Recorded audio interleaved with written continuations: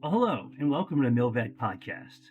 Your podcast hosts are Brendan Aronson, Tim Shaw, and Beau Higgins. We are military veterans, entrepreneurs, and investors.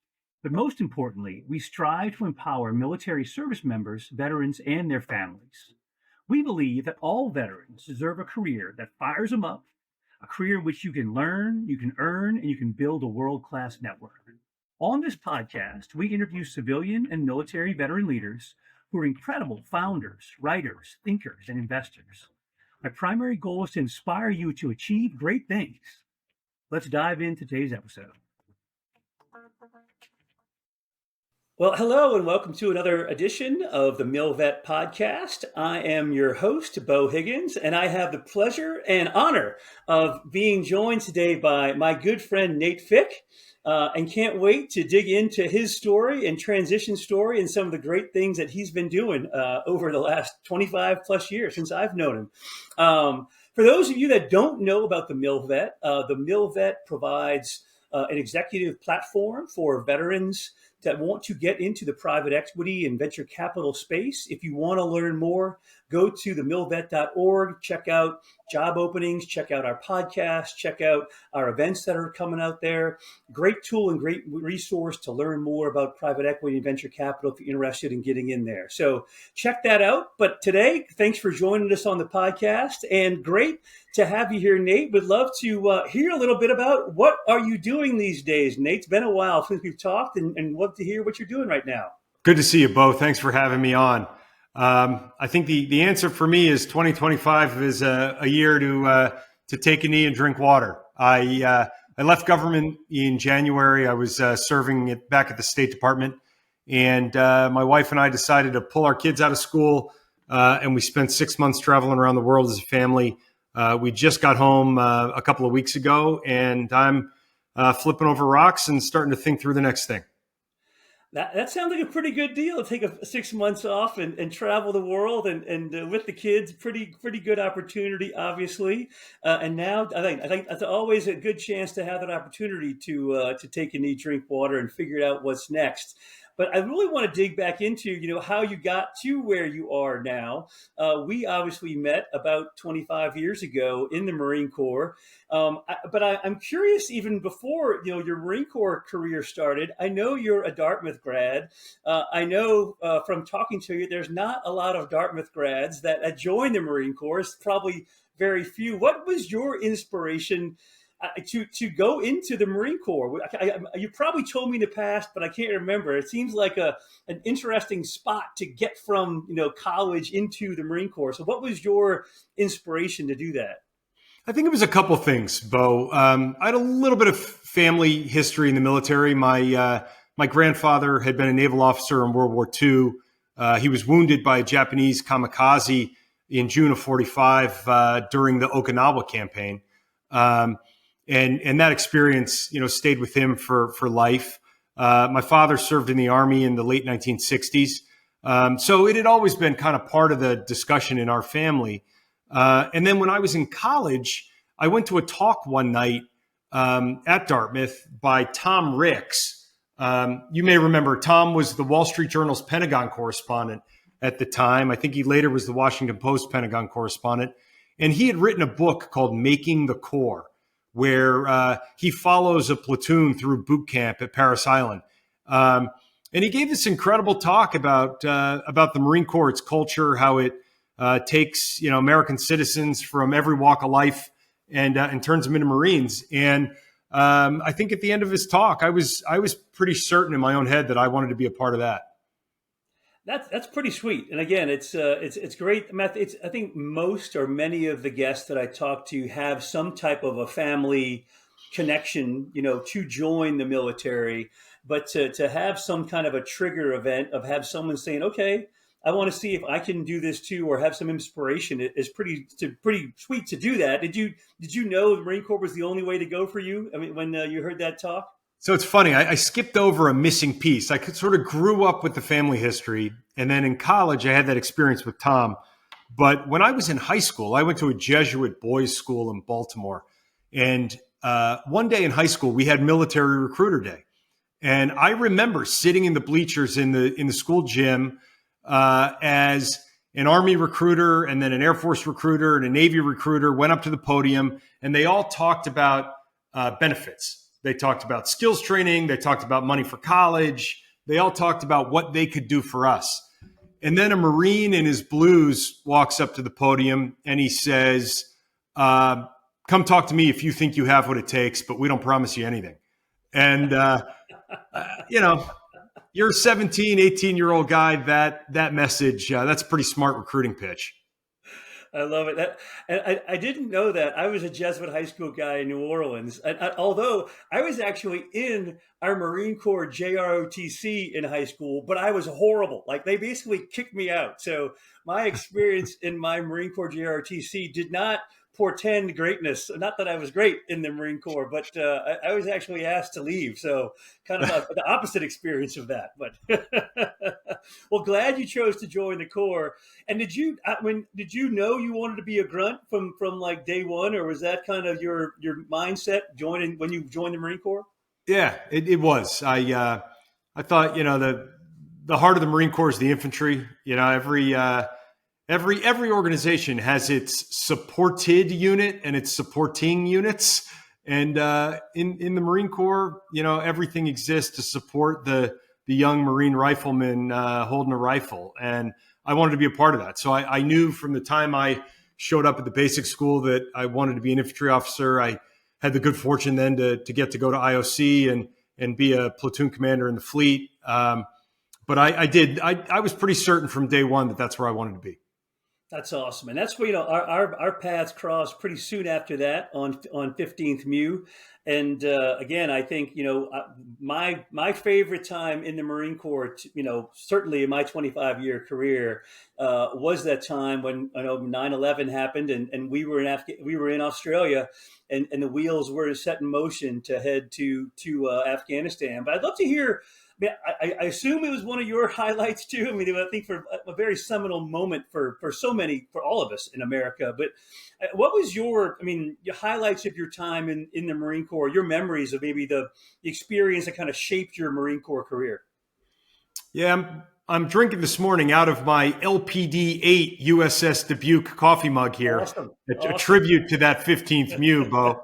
I think the Dubuque has been decommissioned and turned into razor blades since then. But look, the highlights, the most memorable times for me in the Marine Corps were the operational times. And look, I joined, like you, I joined a peacetime Marine Corps. I was commissioned in 99 and spent a couple of years in the peacetime Marine Corps, and we were deployed on a Westpac in Australia on 9/11. And I was at a bar that night, 8:30, 9 o'clock in the morning on the East Coast of the United States was the evening there. I was sitting at a bar with my buddies. We watched the attacks unfold on CNN behind the bar. And then everybody kind of on their own, made their way back to the ship. And I remember coming down to the pier and heavy machine guns were being set up in these security, posts on the pier. And we were off the pier, sailing, before the sun came up the next morning.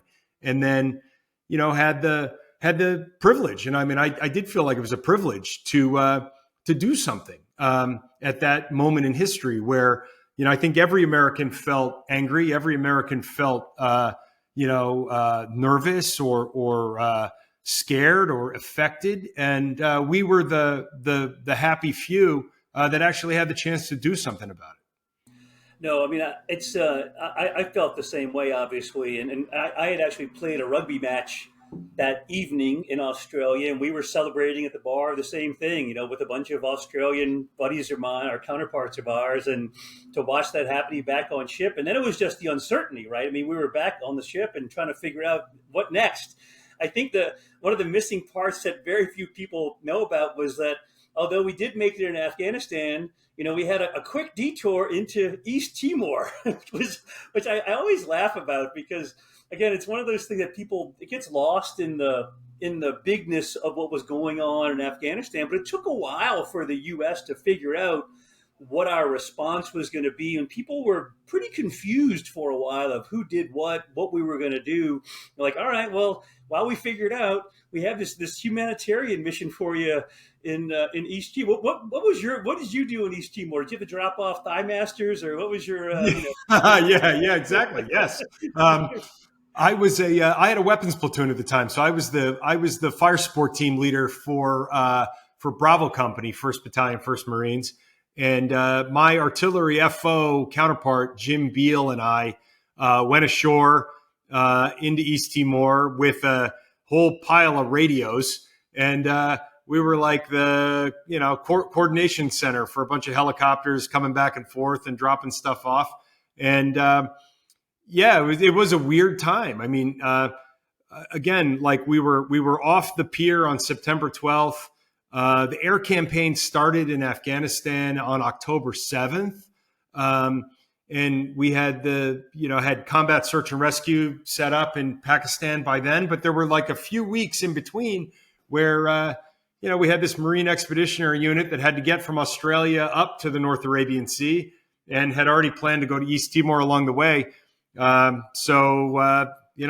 was the mission, right? Every climb in place, as they say.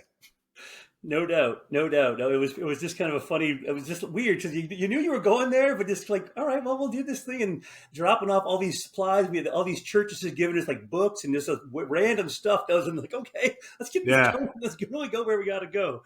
But then obviously we had the longest ship to shore movement in the history of the Marine Corps. And again, I don't know many people appreciate the planning and the degree of difficulty that went into movement from ship to the middle of nowhere. I mean, it was Rhino was out there. I mean, it was truly in the middle of nowhere, and I think something that we made look easy, and the team we had put together was pretty awesome. But what are your memories of being there and being in Afghanistan during that time?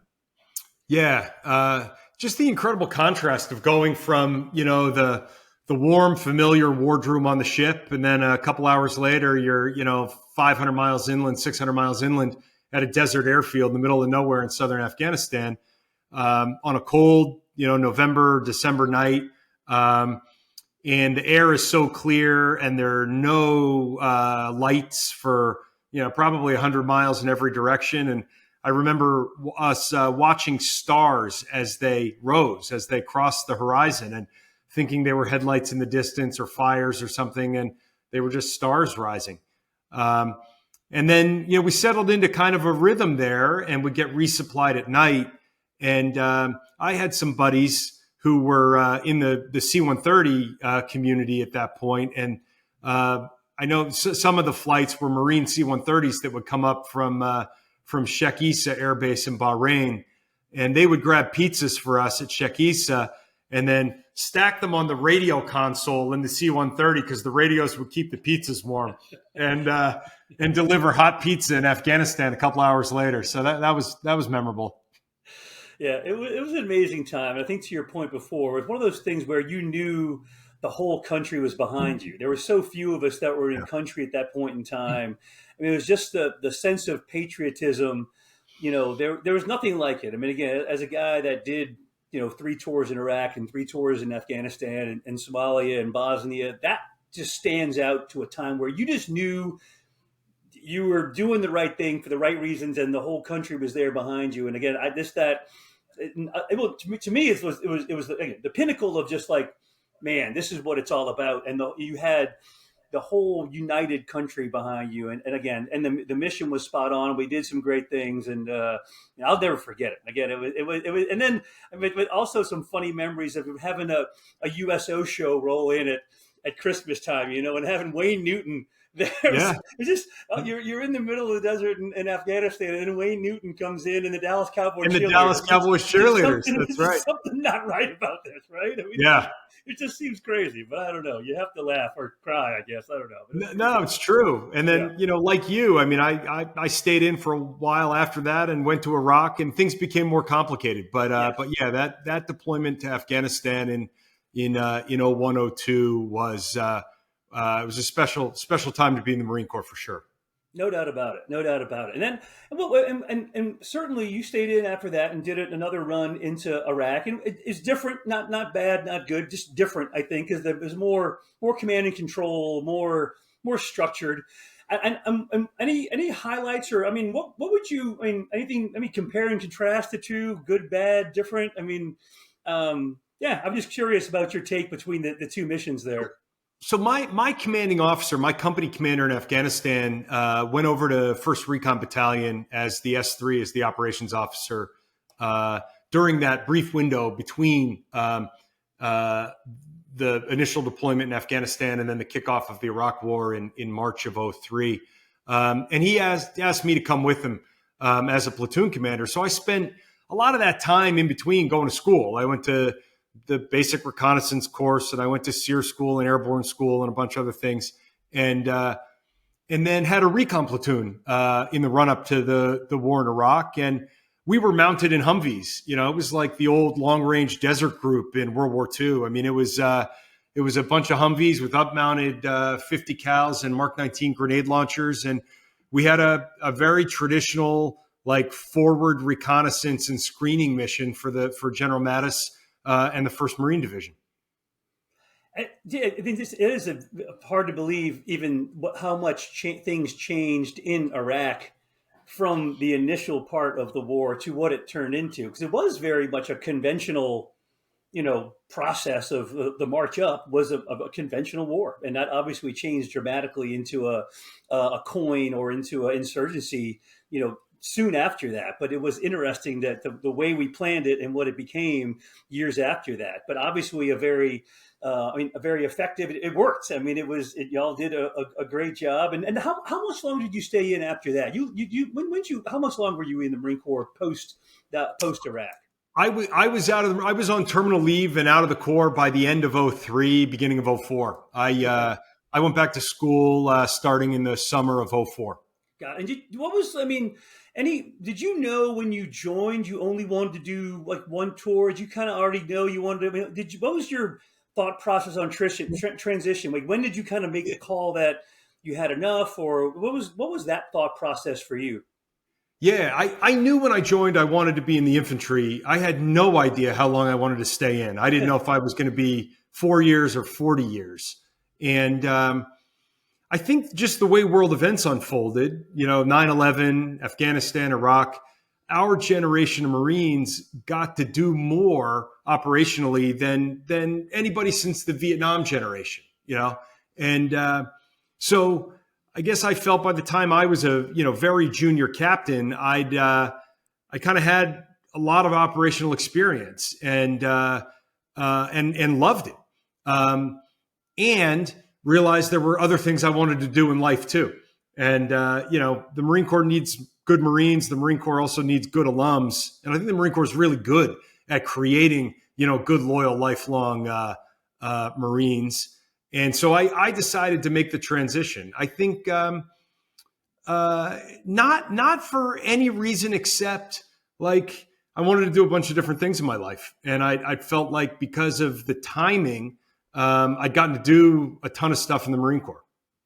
No, it certainly makes sense. You got to go to Afghanistan, got to go to Iraq, you've done it, seen it, been there, and it was time to do the next thing. That's pretty good to go. But how'd you pick to get into, or I guess maybe talk through how you got to your first step post the Marine Corps, and what kind of shaped that? So I had the benefit of the GI Bill, and the GI Bill has changed several times, over the last few decades, but there was an option on the GI Bill then that you could pay a little bit more into the system and kind of get a kicker. You get like a little bit more educational benefit on the back end. So I basically knew that I could go to school more or less full time for 3 years and have it largely paid for, which was amazing. So I realized that the thing I liked in the Marine Corps was building and leading teams. That was the most rewarding part of it all for me. And I wanted to find a way to keep doing that as a civilian. And I didn't know what I wanted to do. And so I applied to business school, and I did a joint public policy degree, because you could do a 2-year MBA and a 2-year public policy degree, combine them and do it in a total of 3 years, which was essentially the educational benefits that I had available. So I did that. I applied to a bunch of programs, and I got into the joint program at Harvard. So I showed up in Boston in the summer of '04, fresh out of the Marine Corps, and ended up doing the joint degree at Harvard Business School and the Kennedy School. That had to be an amazing experience. And I have to believe that coming right from combat experience that you brought a lot. I mean, obviously you were in a classroom of people that brought an amazing wealth of experience, but yours had to be one that was pretty darn unique as well. That you're just that, more so than, any Marine coming into those classes is going to bring something, but because of what you had seen and been through, it had to be just a unique timing to be in that place, be able to talk to what you had seen and done. Is that fair to say? Yeah, it's funny. I mean, Harvard's in the news a lot now for not so great reasons. I found the Harvard community to be incredibly welcoming to the veterans. Those of us who were coming back, and about 10% of the Harvard Business School class is military vets. So something like 90 people. I think it was even a little more at that point, out of 900. So that's a pretty big veterans community. And we were from all over the military. And I wasn't the only one who'd served in Iraq and Afghanistan. So it was great to have a community of people who shared that experience. And yeah, people who'd been in like real world decision-making environments not that long ago. I found the finance training and the accounting training and the marketing training and all of that to be really useful to me, because I didn't get any of that in my undergraduate experience or my Marine Corps experience. The leadership classes, that was a little different. I remember a leadership professor coming in, he was probably about our age, and telling us that this would be a transformative experience for us. And I was sort of looking at a buddy of mine who had flown CH-53s, and we rolled our eyes and we're like, I don't know about that. I think we already had our transformative experience. Fair enough. Well, how did you could have gone either direction, I would say, post that joint degree, could have gone the business side or the policy side, and you chose the policy side, it's fair to say, right? That was kind of what your leaning was. That's what you... Is that what you kind of, or how'd that process go on the back end of, how do you make a decision on the back end of what to do from the school? Yeah. So I was interested from the beginning in that intersection of business and policy. Ultimately one of the things that makes the United States strong is the strength of our economy. So I believe very much in the power of a strong, particularly a strong innovation economy in the U.S. That I want this country. I think we should want this country to be the wellspring and the foundry of the most important technologies and the birthplace of the next future generations of the world's most important companies. And that happens best when the government is involved and is sympathetic. We need a tax and regulatory landscape that encourage business creation and growth. We need public-minded business leaders who they need good numbers this quarter, but they understand that the ultimate purpose is something more than that. And by the same token, look, we need people in government at every level, appointed and elected, at the state level, at the federal level, who understand business. Ideally who've owned a P&L, who've had to make hard decisions about cost and strategy. So I think the two things are like pretty seamlessly interconnected. And my career has mostly been kind of along that seam. So essentially at this point, I've done like 5 things in those 20 years. I ran a nonprofit national security research organization. I scaled a cybersecurity software business from, the point where my first desk was an old door on 2 sawhorses until we had a multi-$100 million, enterprise. You stole that from Jeff Bezos, I believe. That was as an Amazon guy, the door and the. I'm just saying. Just go ahead. Did he have the same thing? Yes, that's the I Jeff think Bezos model, door and sawhorses. That was what he built his desk on. So it's the way to go. I mean, it's the way to go. It's the cheapest way. You're going to get a big workspace. And I spent 10 years as an operating partner at a venture capital firm at Bessemer Venture Partners. And then I went back into government and was ambassador at the State Department, leading our diplomacy on tech around the world. And along the way, I later on I did some investing in defense tech companies on my own. But that's sort of my career's been in that general lane where business and policy come together, and particularly in the national security world. It's a fascinating career track to have, because again, I think typically people either choose one or the other, right? I mean, again, you get your MBA and you go into PE, or you get a policy degree and you go and you're a policy person and you're working at, an institute, and I mean, one or the other. I think, but what you've been able to do is super important, though, to understand both pieces and to merge those together, and to have that is super important and super valuable. And you've been able to obviously leverage that. I mean, how did you? I mean, I think it's a unique track, but one that obviously has been super beneficial to you. But I don't think it's something that many people ever consider or ever do. Maybe because it's hard.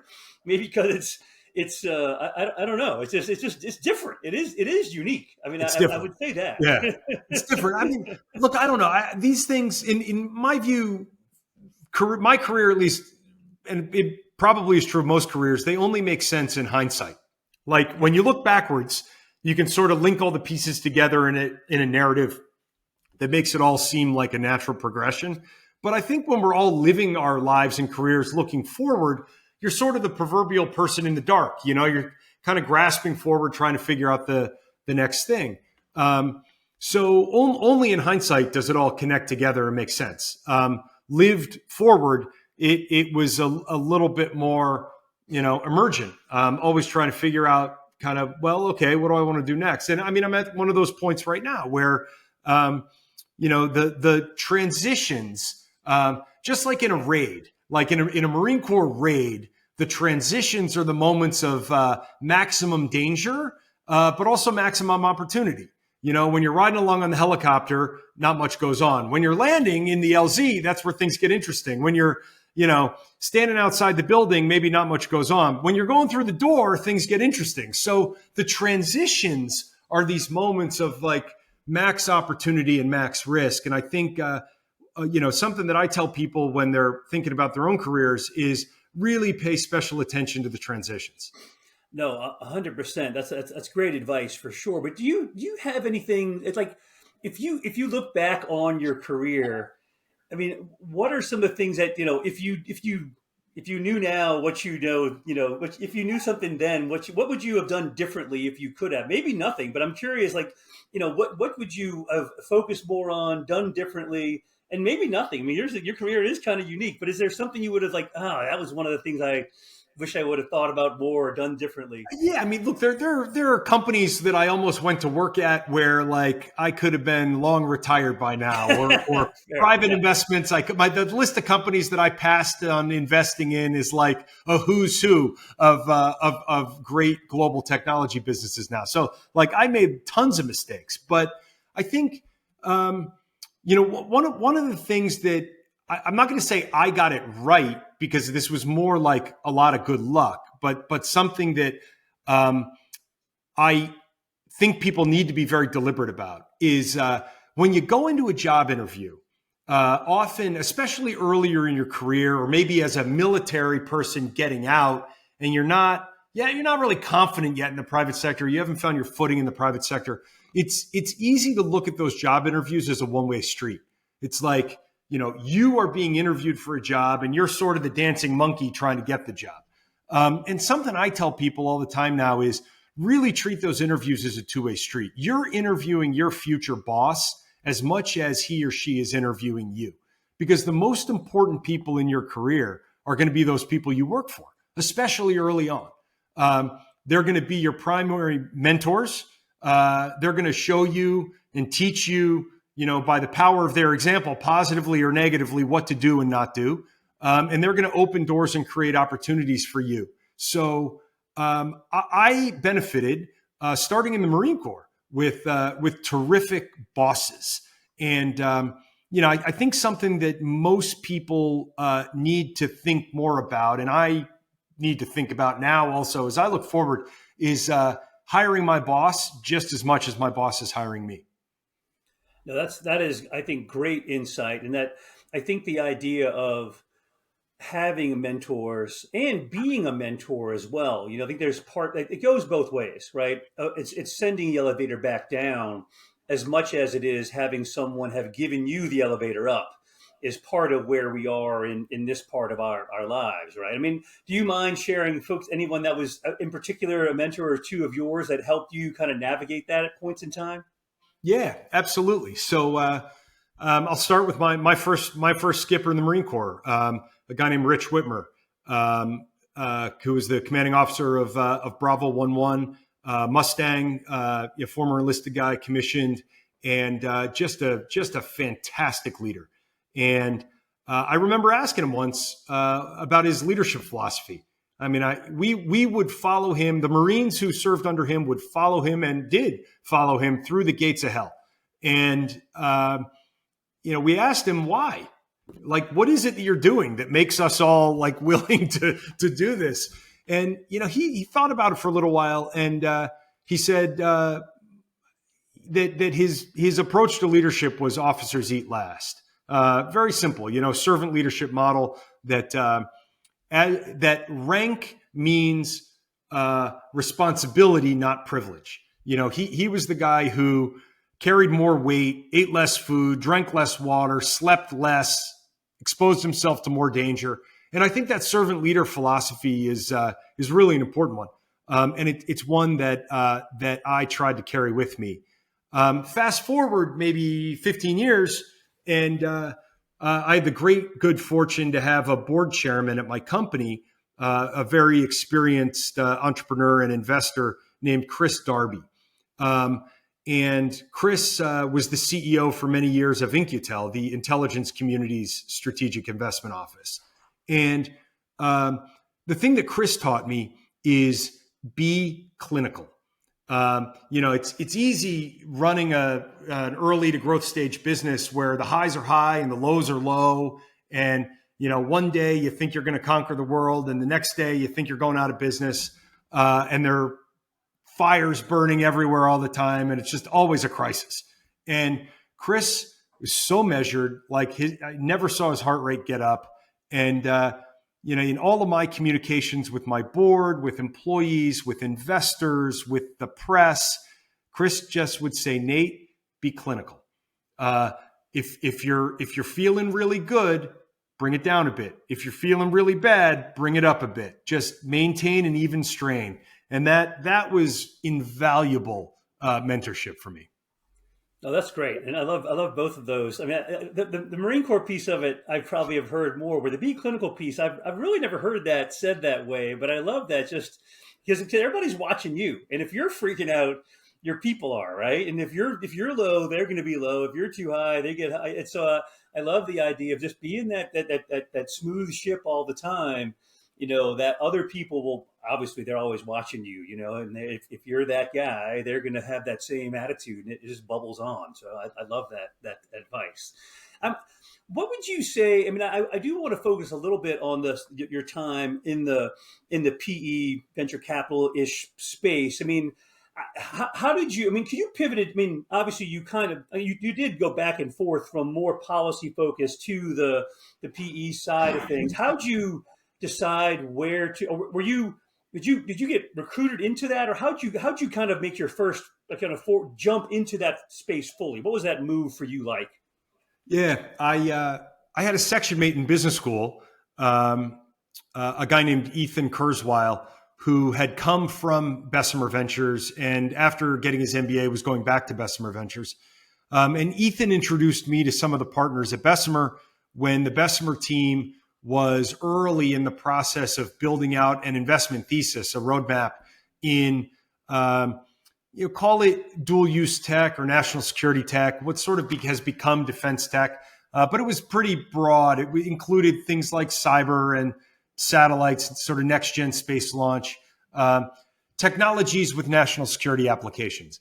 And after business school, I went out and I met the team, and I joined as an operating partner to help develop that thesis, because I'd been an end user of a lot of these things, the first little drones and some of the cutting edge advanced communications, the very early instantiations of some of the battle space management and tracking and all of that.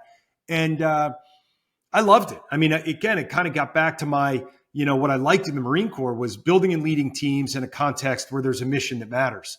And the venture and private equity world in national security related technology is exactly that. I was not interested in building the next ride sharing app or the next online dating. That wasn't my thing. Those are great, but it wasn't my thing.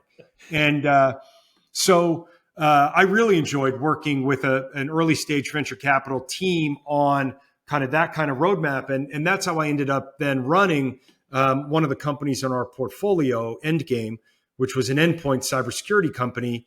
I was CEO there for 7 years. Awesome. And y'all sold successfully, went great. I mean, I went through the whole. Yeah, we ended up built it from scratch to the. It was a wire to wire entrepreneurial experience. We raised almost $100 million of venture capital across 4 rounds of financing. Had a bunch of near death experiences. Hired hundreds of people. Fired too many people. We bought a company. We sold a company. Then we sold the whole company. It was like everything. The highs are high and the lows are low. But boy, I learned a ton.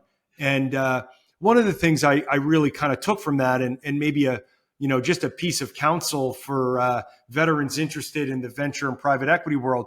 Look, there are a lot of highly accomplished venture investors and PE investors who were not operators first. But for me, the investors I worked with who were most valuable to me were the ones who had walked a mile in my shoes. The ones who had been in the operator seat, who had run a business or run an engineering team or run a product management team or sales team or marketing team, who had dealt with the problems that I was dealing with and had their pattern recognition to help me accelerate my own learning. And just to tie this one back to the Marine Corps, one of my favorite quotes from that most quotable of Marine leaders, General Jim Mattis. At one point, General Mattis wrote that if you haven't read hundreds of books, then you're functionally illiterate, because you're gonna encounter so many different circumstances in the course of your career. You can't possibly learn enough through your own experience. You have to learn vicariously from other people's experiences. And so learning from my venture and private equity board members was the most valuable when they could teach me something because they had done what I was doing. Yeah, no, that makes perfect sense, and I think it's great advice. And obviously, any Mattis quote is a great quote too. But it reminds me of something I meant to bring up before, talking about reading books. Obviously, you wrote a book, and I will plug it because it's still being published. I saw in multiple languages to this day. Talk a little bit about Writing One Bullet Away. I read it. Awesome book. I think it's still on. I think it may still be on the Commandant's reading list. I don't know. I can only imagine there was some. I think I've seen maybe some pushback back in the day about a Marine writing a book like that. Yeah. Can you just talk about what that was like in writing a book back then, and what that process was like? So it's funny. I had no intention of writing a book. I mean, I'd never written anything larger than a college term paper.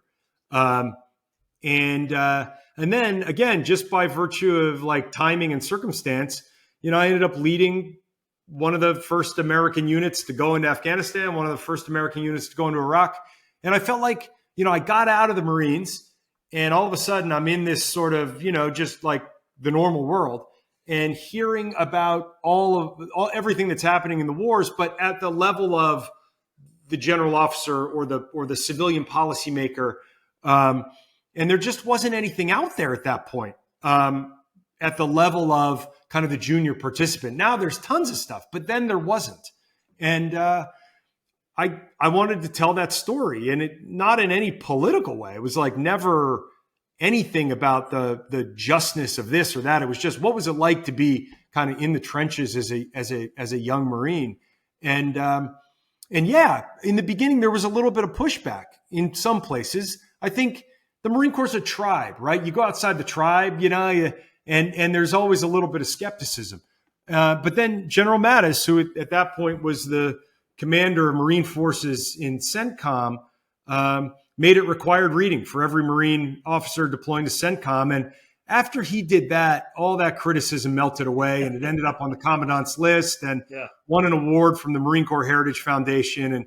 And now there are, Beau, I think there are like almost 400,000 copies of that book in print, believe it or not. And it was just published in Japan, and it's currently being translated into Ukrainian to be published in Kyiv.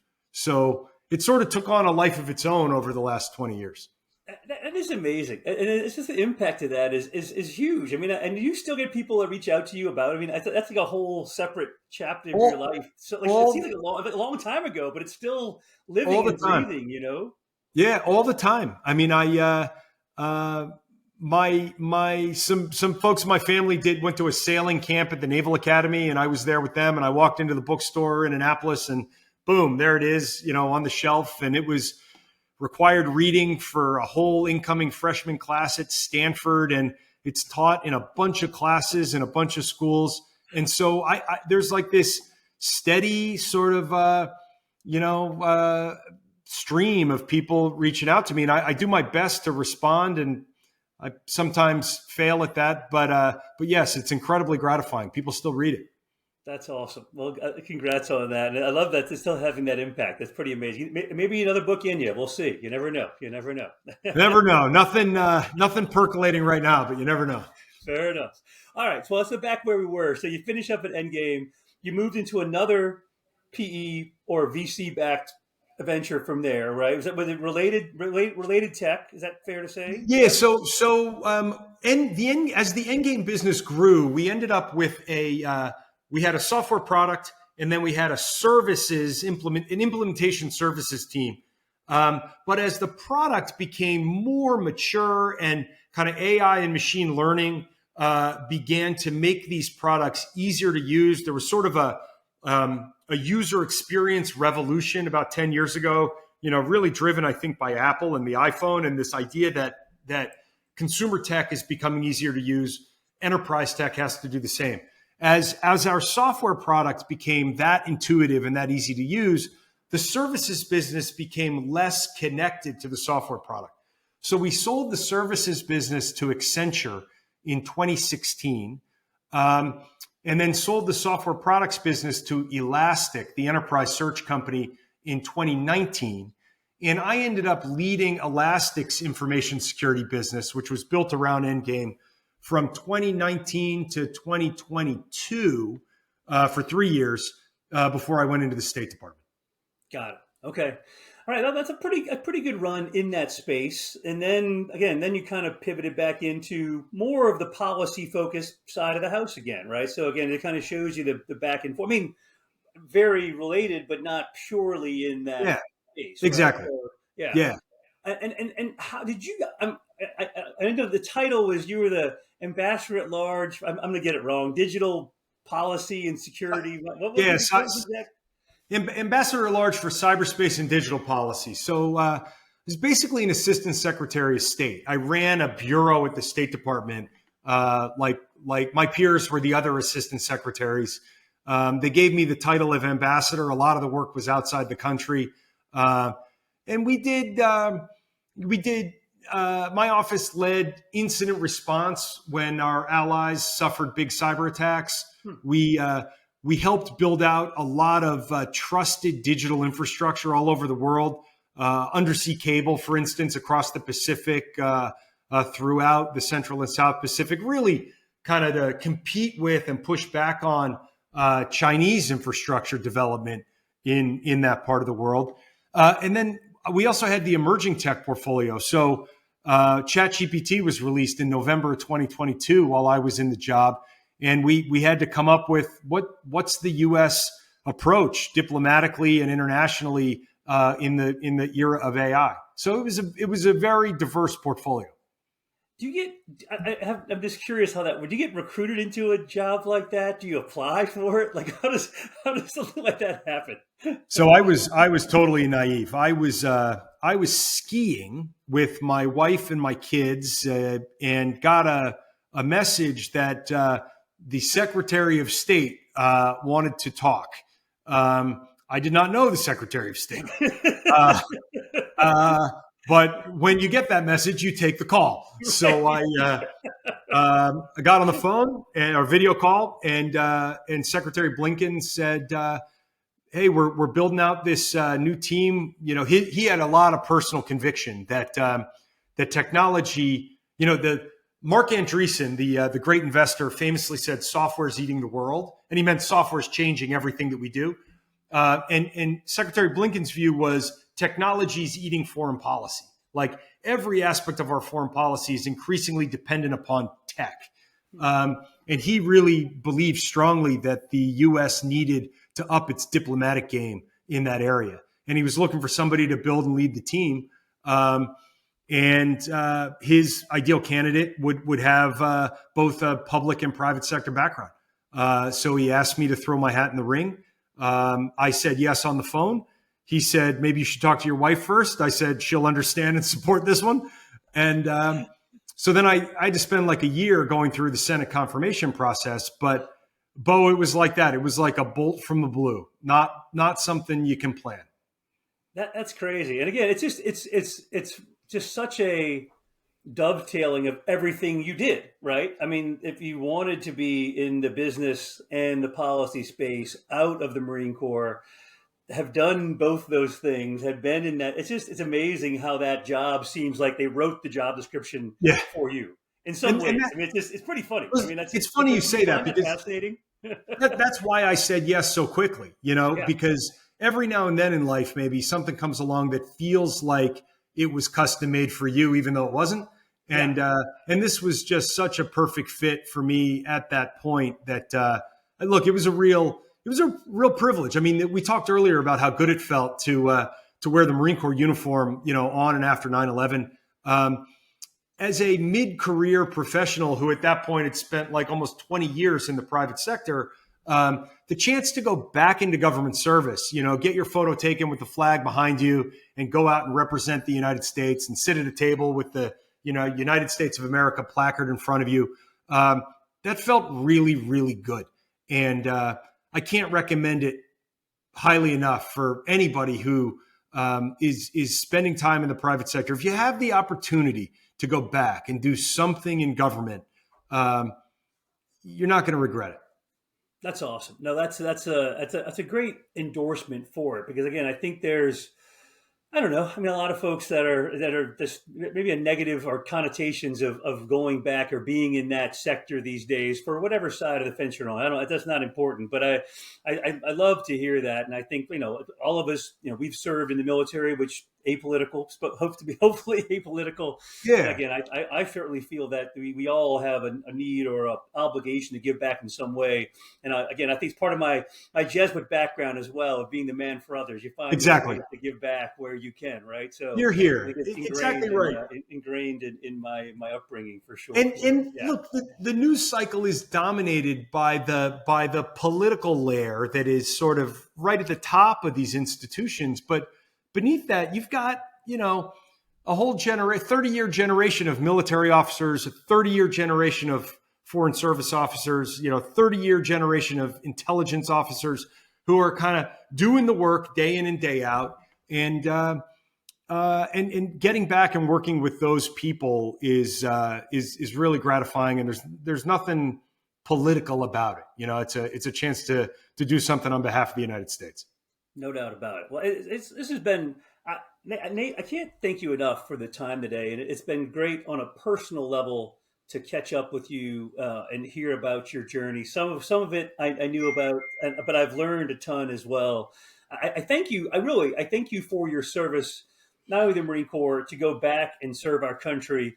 I thank you for your inspiration, for your writing, for just man, you're the great American, and I appreciate that.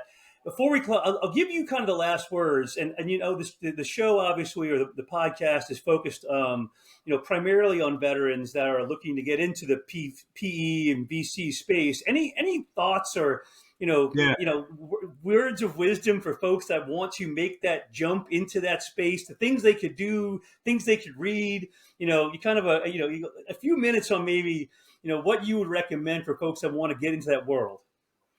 Yeah. Two things, maybe.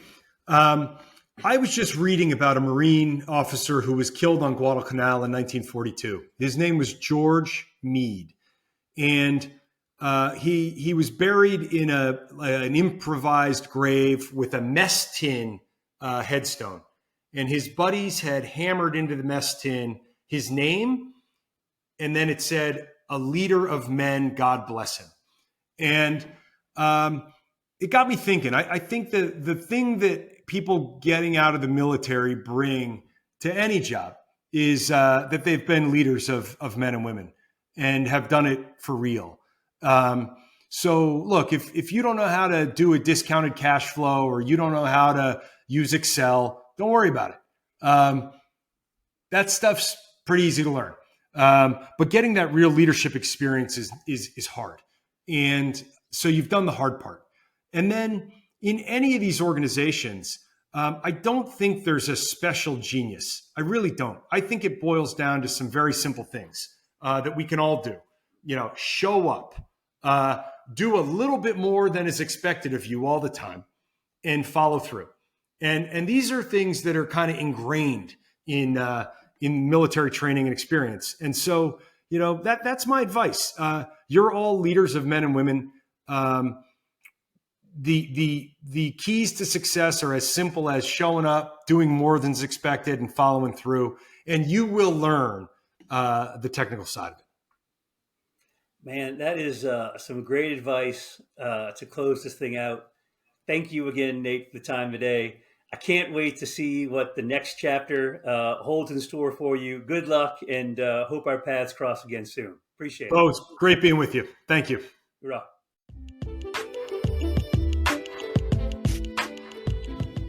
Thank you so much for taking the time to listen to this episode.